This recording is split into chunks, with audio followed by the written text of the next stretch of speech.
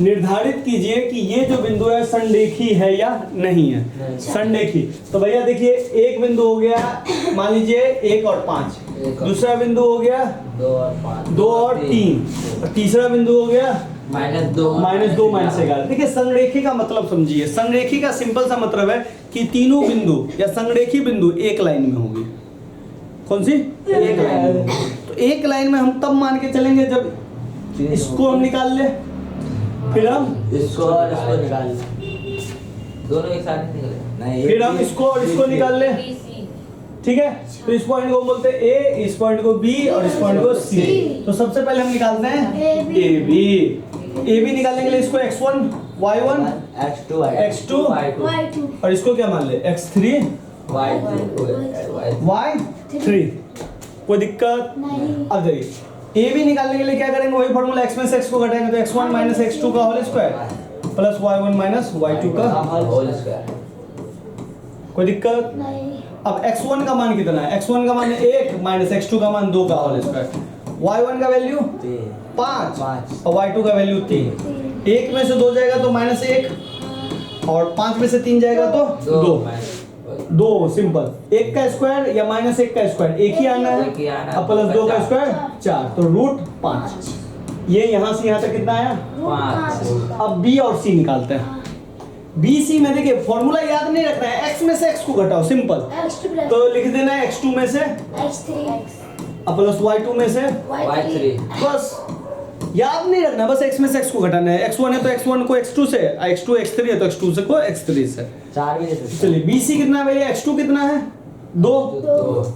x3 कितना है? -2। ध्यान रखिए -2 है तो ब्रैकेट में लेंगे माइनस और फिर पूरा ब्रैकेट लेके होल स्क्वायर। क्लियर है? अब देखिए y2 कितना है? 3। y2 यहाँ है 3 माइनस y3 फिर ब्रैकेट लेके -11 का फिर होल स्क्वायर।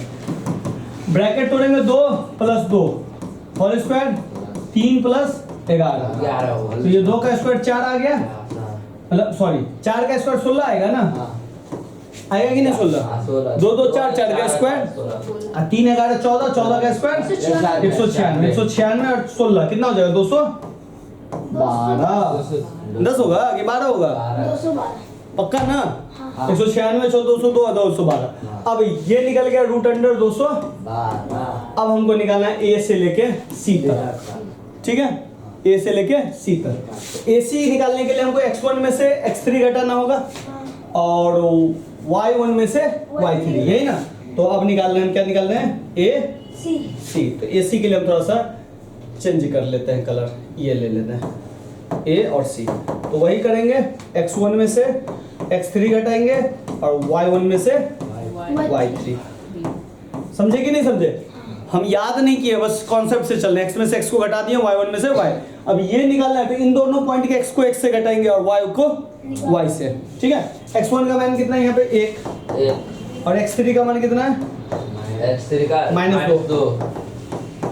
y1 का मान कितना है? 5 और y3 का -11।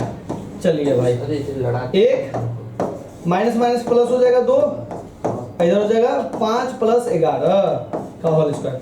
2 + 3 3 का स्क्वायर कितना आएगा? 9 11 5 16 16 का स्क्वायर 256 256 9 265। अब ये पूरा कितना आ गया? 265। अब हमको पता लगाना है ये कोलिनियर है कि नहीं। कोलिनियर का मतलब क्या होता है? ये AC लाइन है, AC को हमने 2 हिस्सों में बांटा है, AB + BC, AB + BC। AC कितना निकला है? √265 और AB कितना निकला है? √5 और ये कितना निकला है? √212। ये √265 बराबर √5 और √212 होगा। इन दोनों को जो सम करेंगे तो ये क्या √265 के बराबर आएगा?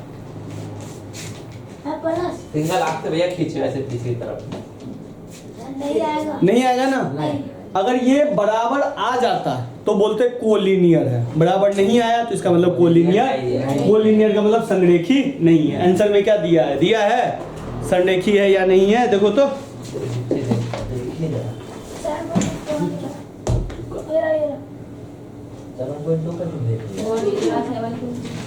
नहीं है। नहीं है ना, बात समझे कि नहीं? जब ये बराबर आ जाता तो है, नहीं है तो नहीं है एक लाइन में। क्लियर है? चलिए नेक्स्ट क्वेश्चन चल लेते हैं। अरे यार वीडियो में